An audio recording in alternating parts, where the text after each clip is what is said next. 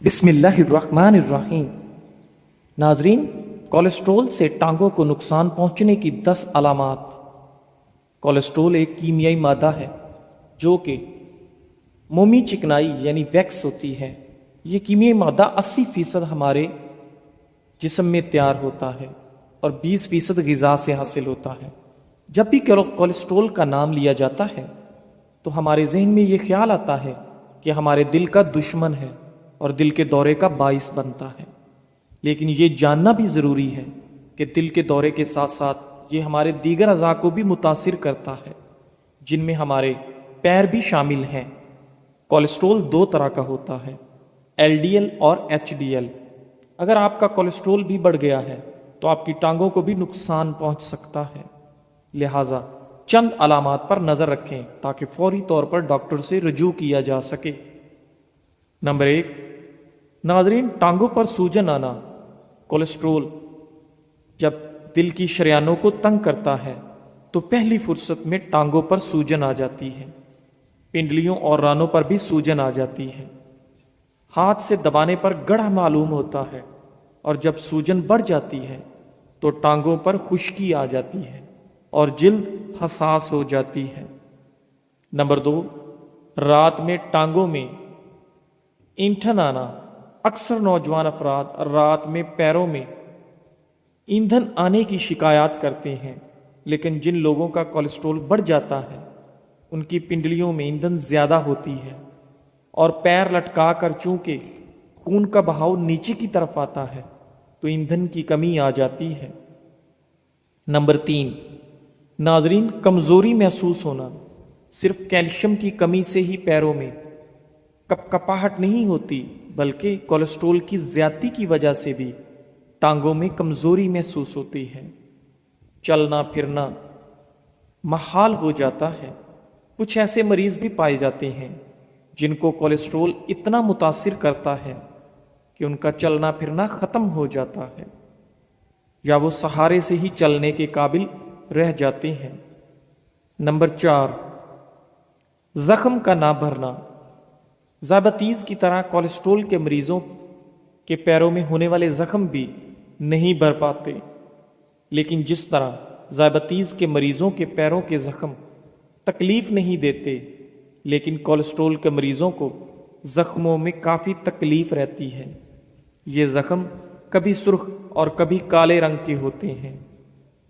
Number 5، ناظرین، پیر ٹھنڈے رہنا۔ پیر ٹھنڈے رہنا کولیسٹرول بڑھ جانے کی علامات ہو سکتی ہیں۔ کولیسٹرول کے مریض چونکہ گرم غذا جیسے گوشت، انڈا اور گھی وغیرہ نہیں کھا پاتے تو ان کے پیر ٹھنڈے رہنا شروع ہو جاتے ہیں۔ ماہرین کے مطابق یہ کولیسٹرول کی عام علامات تو نہیں ہیں، لیکن وہ افراد جن کے خاندان میں کولیسٹرول، دل کے امراض اور ہائی بلڈ پریشر کا مرض پایا جاتا ہو، انہیں پیروں کے ٹھنڈے ہونے پر ڈاکٹر سے ضرور رجوع کرنا چاہیے۔ نمبر 6، ٹانگوں کا درد۔ کولیسٹرول کی زیادتی سے خون کی رگیں یا تو پھول جاتی ہیں یا سکڑنا شروع ہو جاتی ہیں، جس کے باعث پیروں خون کی رسائی مشکل ہو جاتی ہے، جس کے باعث 2 مسائل کا سامنا کرنا پڑ سکتا ہے۔ یا تو ٹانگوں میں بھاری پن محسوس ہوتا ہے یا پھر جلن کا احساس ہوتا ہے۔ کولیسٹرول کی زیادتی سے ٹانگ کے کسی بھی حصے میں تکلیف ہو سکتی ہے یا ایک ٹانگ میں بھی مستقل درد رہ سکتا ہے۔ جب بغیر کسی وجہ کے چلنا پھرنا یا دیر تک کھڑے رہنا مشکل ہو جائے تو یہ اس بات کی علامت ہو سکتی ہے کہ کولیسٹرول آپ کی ٹانگوں کو متاثر کر رہا ہے۔ نمبر 7، پیروں کے بال کم ہو جانا۔ جب خون کا بہاؤ اور رسائی ٹانگوں تک مسلسل اور نارمل نہیں ہوتی تو ٹانگوں پر سے بال کم ہونا شروع ہو جاتے ہیں، اور اگر ایک دفعہ بال صاف کیے جائیں تو دوبارہ بال نہیں آتے۔ چونکہ گوشت سخت ہونا بھی کولیسٹرول کی ایک علامت ہے، لہٰذا پیروں پر سوجن آ جاتی ہے۔ نمبر 8، جلد میں تبدیلی آنا۔ اگر کولیسٹرول آپ کی ٹانگوں کو متاثر کرے تو ٹانگوں کی جلد کی رنگت تبدیل ہو جاتی ہے۔ بعض دفعہ مریض ٹانگوں پر پیلا رنگ آنے کی شکایت کرتے ہیں اور کچھ مریضوں کی ٹانگیں نیلی ہو جاتی ہیں۔ پیروں کے ناخن سخت اور میلی رنگت کے ہو جاتے ہیں۔ اگر مریض کولیسٹرول کی دوا کھاتے رہیں تو ناخنوں اور جلد کا رنگ نارمل رہتا ہے۔ دوا چھوڑنے پر دوبارہ وہی شکایت پیدا ہو جاتی ہے۔ نمبر 9، ٹانگوں کے ٹیشوز کا ختم ہو جانا۔ بعض دفعہ مریض کولیسٹرول چیک نہیں کراتے اور پیروں کی مختلف بیماریوں میں مبتلا ہو جاتے ہیں، جن میں سے ایک ٹیشوز کا ختم ہو جانا ہے۔ ٹیشوز ختم ہونے کے باعث مریض اپاہج بھی ہو سکتا ہے اور جان کو بھی خطرہ لاحق ہو سکتا ہے۔ نمبر 10، کسی علامت کا ظاہر نہ ہونا۔ ناظرین، ہمارا جسم مختلف تکالیف کو اگر محسوس کرتا ہے تو یہ بھی قدرت کا تحفہ ہے، کیونکہ درد ہونے پر علاج تو کیا جا سکتا ہے، لیکن کچھ مریضوں میں بڑی بیماریاں اچانک حملہ آور ہوتی ہیں اور انہیں سنبھلنے کا موقع نہیں ملتا۔ اسی طرح کولیسٹرول کی زیادتی سے اگر ٹانگوں میں تکلیف کی کوئی بھی علامت ظاہر ہو تو ڈاکٹر سے فوراً رجوع کیا جا سکتا ہے، لیکن کئی کیسز میں کولیسٹرول کے باعث ٹانگوں کو نقصان پہنچنے کی کوئی علامت ظاہر نہیں ہوتی، اس لیے مریض کو پتہ ہی نہیں چلتا کہ اس کا کولیسٹرول بڑھ گیا ہے۔ ناظرین، تھائرائیڈ کا شمار سب سے تیزی سے پھیلنے والے امراض میں ہونے لگا ہے۔ ایک سٹڈی ہوئی ہے جس میں یہ بات سامنے آئی ہے کہ ہمارے ہاں تقریباً 35 سے لے کر 40% لوگ اس مرض کا شکار ہو چکے ہیں۔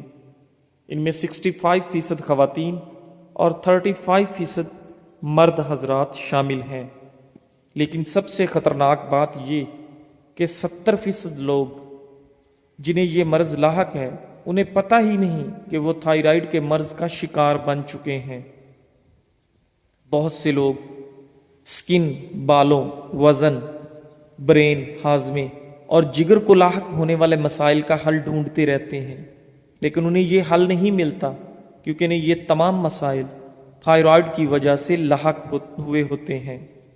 اس لیے اس ویڈیو میں میں آپ کو بتانے جا رہا ہوں کہ تھائرائیڈ کا مرض ہے کیا، اس کے ہونے کی وجوہات کیا ہیں، اس کے ہونے پر آپ کو کون کون سی علامات نظر آتی ہیں، اور کیسے آپ گھریلو طریقوں سے اس تھائرائیڈ کے مرض کا علاج کر سکتے ہیں۔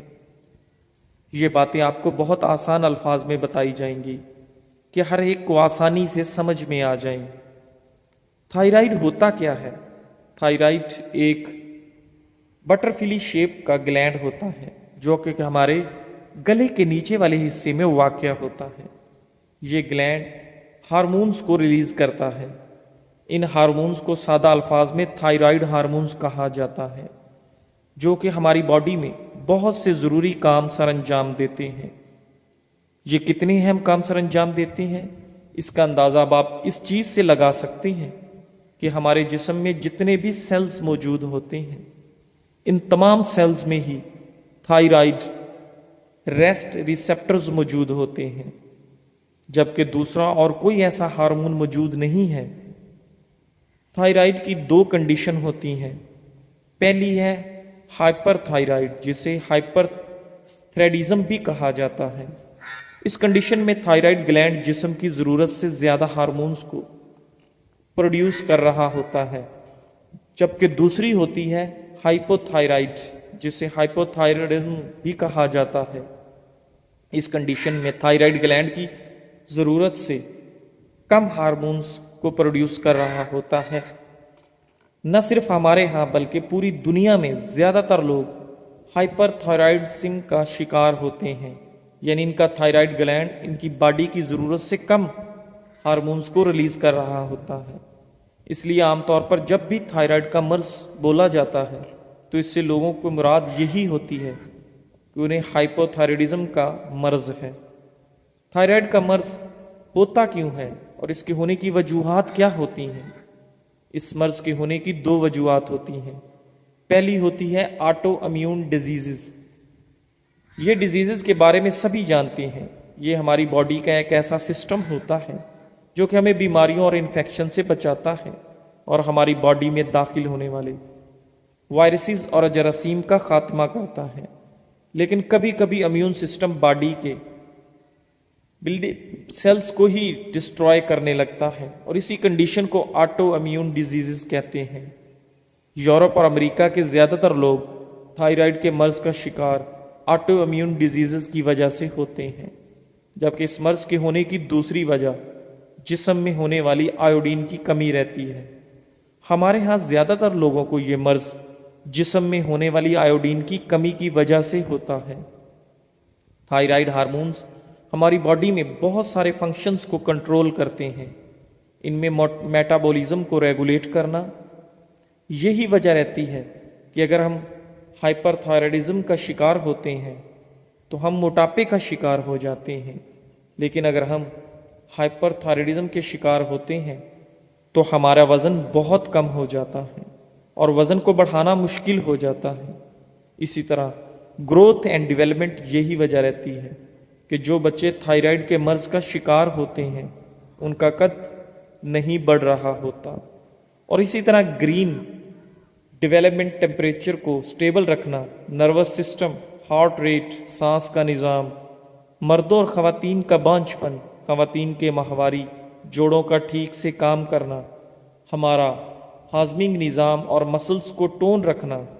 اس کے علاوہ ہماری باڈی کے اور بھی بے شمار فنکشنز ہیں جنہیں تھائرائیڈ ہارمونز ریگولیٹ کرتے ہیں۔ اس لیے آپ خود اندازہ لگا سکتے ہیں کہ تھائرائیڈ ہارمونز ہمارے لیے کتنے ضروری ہیں۔ اب ان علامات کی بات کر لیتے ہیں جو آپ کو ہائپو تھائرائیڈزم ہونے پر نظر آتی ہیں۔ ان میں وزن کا بڑھنے لگ جانا اور ڈائٹنگ اور ایکسرسائز کرنے کے باوجود وزن کا کم نہ ہونا، باڈی میں لو انرجی لیول کا رہنا جس وجہ سے آپ سستی کا شکار ہو جاتے ہیں، اور بنا زیادہ کام کیے بھی آپ کو بہت زیادہ تھکن ہونے لگتی ہے، بالوں کا کمزور پڑ کر گرنے لگ جانا جس کی وجہ سے عورتوں اور مرد دونوں گنجے پن کا شکار ہو سکتے ہیں، سکن کا ڈرائی پڑ جانا، ناخنوں کا کمزور ہو جانا، سکن کا بھی بے رونق پڑ جانا، کمزوری کا شکار ہونا، جوڑوں اور گھٹنوں میں درد رہنا شروع ہو جانا، دل کی دھڑکن کا آہستہ آہستہ سلو پڑ جانا، ہاتھ پاؤں کا بار بار سن ہونا، تھائرائیڈ کے مرض کے زیادہ بڑھنے پر گردوں کا مسائل کا سامنا، گلے کا پھول جانا، ڈپریشن، قبض کا رہنا، مسلز میں کھچاؤ اور درد کا ہونا، بانجھ پن، سردی کا زیادہ لگنا، ہاتھ پاؤں میں سوجن ہونا، بھوک میں کمی، یہ سب تمام ہائپو تھائرائیڈزم کی نشانیاں ہیں۔ لیکن اس کے ہونے پر آپ کو ان سے بالکل الٹ چیزیں نظر آتی ہیں۔ تھائرائیڈ کے مرض کا علاج کیا ہے؟ دیکھیں، تھائرائیڈ کے مرض کا گھریلو اور دیسی علاج تو موجود ہے، لیکن جدید میڈیکل سائنس یعنی ڈاکٹرز کے پاس اس مرض کا کوئی علاج موجود نہیں۔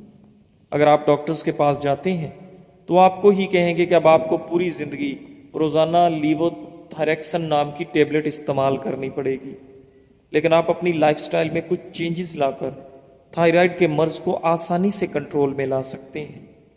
سب سے پہلی چیز یہ کہ آپ اپنی باڈی میں آیوڈین کی کمی نہ ہونے دیں، کیونکہ ہماری باڈی کو آیوڈین کی ضرورت پڑتی ہے۔ تھائرائیڈ ہارمونز کو پروڈیوس کرنے کے لیے جسم میں ہونے والی آیوڈین کی کمی کو دور کرنے کا سب سے آسان طریقہ آیوڈین ملے نمک کا استعمال رہتا ہے۔ اس کے علاوہ ڈیلی پروڈکٹس، انڈوں اور مچھلی میں بھی کافی مقدار میں آیوڈین موجود ہوتا ہے۔ دوسرے نمبر پر آپ پرو بایوٹکس خوراکوں کا استعمال کریں، کیونکہ تھائرائیڈ کی وجہ سے ہماری آنتوں میں نقصان دہ جراثیم اور بیکٹیریا پیدا ہونے لگتے ہیں۔ اس لیے اگر ہم پروڈکٹیو خوراکوں جیسے کہ دہی کا استعمال کرتے ہیں تو ہماری آنتوں میں گڈ بیکٹیریا کی تعداد میں اضافہ ہوتا ہے، جو کہ ان بیڈ بیکٹیریا اور جراثیم کا خاتمہ کر دیتے ہیں اور ہم صحت مند بنے رہتے ہیں، اور اسی طرح ہمارا معدہ اور ہاضمے کا نظام ٹھیک طرح سے کام کرتا رہتا ہے۔ ایسے تمام فوڈز جن میں گوائٹروزن کمپاؤنڈ موجود ہو ان کا استعمال کم سے کم کرنے کی کوشش کریں، کیونکہ وائٹ روزن تھائرائیڈ فنکشنالٹی کو ڈسٹرب کرتی ہے۔ اس لیے آپ سویا، بند گوبھی، پالک، شکرکندی، اسٹرابری، آڑو اور مونگ پھلی کا استعمال کم سے کم کرنے کی کوشش کریں۔ سفید چینی کا استعمال کم سے کم کرنے کی کوشش کریں، کیونکہ سفید چینی تھائرائیڈ ہارمونز کے جذب اور مزید کم کر دیتی ہے۔ باڈی میں سیلینیم کی کمی نہ ہونے دیں، کیونکہ سیلینیم باڈی میں تھائرائیڈ کے جذب ہونے کو بڑھاتا ہے، آپ کے دل اور دماغ کی حفاظت کرتا ہے، امیون سسٹم کو بوسٹ کرتا ہے اور آپ کو کینسر جیسے مرض سے بچنے میں مدد دیتا ہے۔ لیکن ایک چیز یاد رکھیے گا، آپ نے نیچرل چیزوں سے سیلینیم کی کمی پوری کرنی ہے، جیسے کہ اخروٹ، مچھلی اور دیگر بہت سارے اور بھی فوڈز ہیں۔ اپنی باڈی میں وٹامن بی کی کمی نہ ہونے دیں، یہ وٹامن بی آپ کو تھکاوٹ سے بچاتا ہے، آپ کے بال اور ناخن ہیلدی رہتے ہیں، آپ کی نظر کمزور نہیں ہوتی، آپ کا موڈ اچھا رہتا ہے اور ڈپریشن وغیرہ بھی نہیں ہوتا۔ وٹامن بی حاصل کرنے کے لیے آپ ہنس کو استعمال کر سکتے ہیں، تلوں میں کافی مقدار میں موجود ہوتا ہے۔ اس کے علاوہ انڈے میں بھی وٹامن کے بہترین سورس پائے جاتے ہیں۔ ہائپوتھائرائڈزم کی کنڈیشن میں سیب کے سرکے کا استعمال بہت بہترین رہتا ہے۔ سیب کا سرکہ استعمال کرنے سے میٹابولزم ریٹ بوسٹ ہوتا ہے، آپ کا وزن نہیں بڑھتا بلکہ بڑھا ہوا وزن کم کرنے میں بھی مدد ملتی ہے۔ ایسے مریضوں کو چاہیے کہ وہ رات کے کھانے سے 5 منٹ پہلے ایک کھانے کا چمچ سیب کا سرکہ ایک گلاس پانی میں حل کر استعمال کر لیں اور اس کے 5 منٹ بعد وہ کھانا کھائیں، تو انشاءاللہ اللہ تعالیٰ بہت بہترین رزلٹ دیکھنے کو ملیں گے۔ ہلدی، واٹر ہلدی کے اندر طاقتور ہیلنگ پراپرٹیز موجود ہوتی ہیں۔ ہلدی کا استعمال تھائرائیڈ گلینڈ کو ریپیئر کرنے میں مدد کرتا ہے۔ ہلدی واٹر بنانے کے لیے آپ نے 1 کپ پانی لینا ہے اور اس 1 کپ پانی میں آپ نے آدھا چائے کا چمچ ہلدی ڈالنی ہے۔ اس کے بعد آپ نے 3 سے 4 عدد کالی مرچوں کو تازہ کوٹ کر ان کا پاؤڈر بنا کر بھی اس کپ میں شامل کر دینا ہے، اور آخر میں یا تو آپ نے آدھا چائے کا چمچ کوکونٹ آئل یا پھر اولیو آئل بھی اس میں شامل کر دینا ہے، اور اوپر سے آپ نے نیم گرم پانی اس میں ڈال کر ہلدی واٹر تیار کر لینا ہے۔ اس واٹر کا استعمال ایسے مریضوں کے لیے بہت ہی بہترین رہتا ہے۔ آج کل تھائرائیڈ کا مسئلہ بہت زیادہ پھیل رہا ہے، خاص طور پر پاکستان میں تو لوگ بالکل ناکام و ناواقف ہیں۔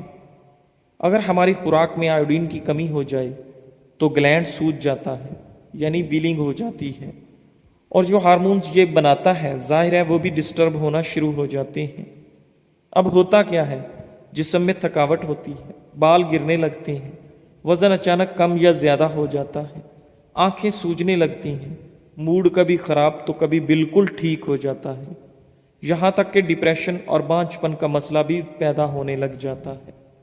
ہر رات سونے سے پہلے 4 سے 5 قطرے اخروٹ کے تیل کے اپنی ہتھیلی پر نکالیں، جس جگہ یہ گلینڈ موجود ہوتا ہے، یعنی کہ آپ کی گردن پر جہاں ٹائی بنتے ہیں وہاں پر ہلکے ہاتھ سے مساج کریں، رگڑنا نہیں ہے، زور نہیں لگانا بلکہ ہلکا سا مساج کریں، انشاءاللہ آپ کو فرق محسوس ہوگا۔